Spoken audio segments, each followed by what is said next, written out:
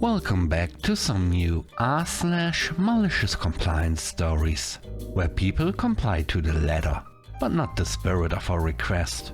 I hope you had a great day. Thanks for all the likes and comments on the last video. And now let's start with the first story. It's called Okay, I Quit. Over a decade ago, I worked part-time while studying in the UK. 0-hour contract at a club/pub/events venue. You know the kind. Underpaid, overworked, and held together by duct tape and weekend drink deals. One of their hard rules was that you couldn't have both Christmas and New Year off. You had to work one. That first year I just shrugged and said, cool, I quit. Walked away, enjoyed the holidays, came back in January, saw they were hiring. Shock. Reapplied and got rehired instantly. I mean, almost minimum wage jobs weren't exactly hard to come by. And they needed buddies behind bars more than I needed their rules. Next December, same thing. Hey, can I get Christmas and New Year off? No, policy says you have to work one. Cool, I quit. Rehired in January again. Year after that, please don't leave this time. Just take the holidays. We'll see you in January. Guess they got tired of rehiring me every year. I've long since moved into my actual career, but I'm still friends with my favorite GM from those days. The one with a sense of humor and a little common sense. The job may have been disposable, but that friendship stuck. The next story is called 8. Years ago, I worked for a complete nightmare of a manager at a semi-public service organization. We'll call her Dr. Psycho. She was moody, arrogant, and never missed a chance to remind everyone, loudly and often, that she had a PhD. I'm a doctor, you know? Yes, of workplace toxicity. Anyway, the office had flexible hours between 7 AM and 6 PM. And you could clock in on 15-minute increments. If traffic was light, I sometimes rolled in early, around 7:30 or 7:45, like many others in the office. No big deal, right? Wrong. Dr. Psycho decided I wasn't allowed to start before 8. Just me. Everyone else? Totally fine. I pointed out that if I arrived early due to traffic, I might as well start. She disagreed. If you get here early, you can read through work emails, but you can't clock in until 8. Ah yes, the classic do free labor and be grateful for it approach. So I stopped logging in early. If the weather was nice, I sat outside. If not, I'd sit at my desk and read my Kindle or play on my phone. But I didn't touch my computer until 8 on the dot.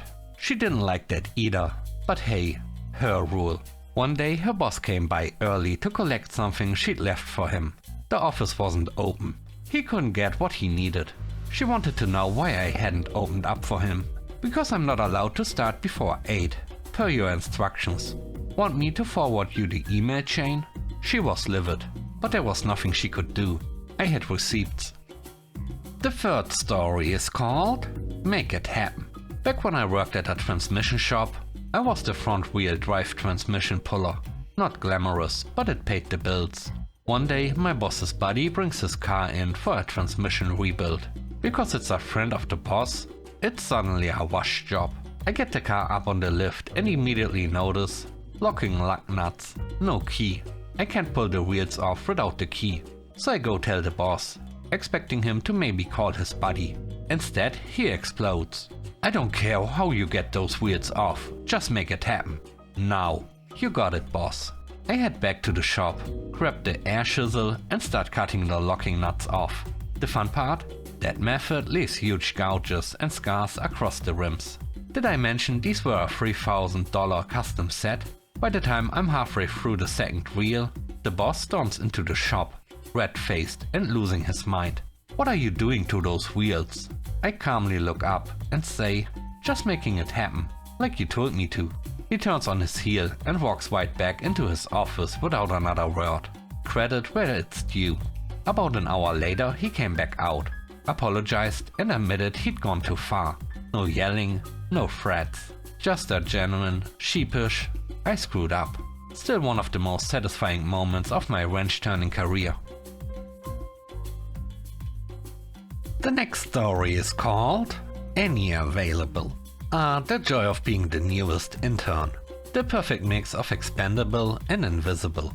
One day, our manager put out a vague, desperate call for any available staff member to help with a horrifically boring and dusty task: sorting decades-old, disorganized files in the basement. Naturally, no one volunteered. I mean, come on. A dark, allergy-triggering tomb full of paper cuts and the ghosts of filing systems past? Hard pass. But me? The chipper intern with nothing to lose? I'm available. And oh, I made sure to interpret any available staff member as literally as humanly possible.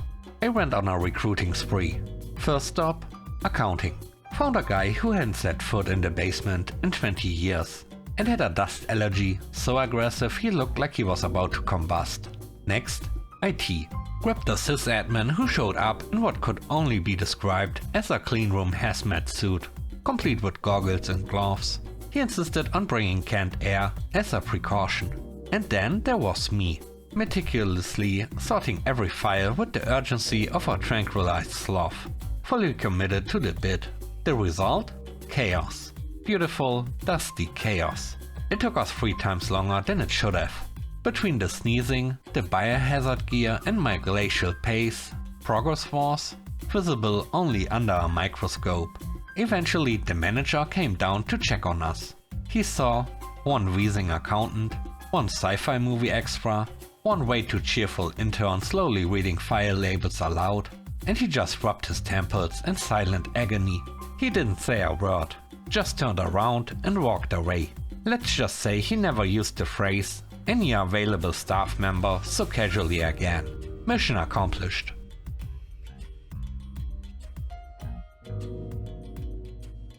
The last story is called The Right Shoes. Retail dress codes.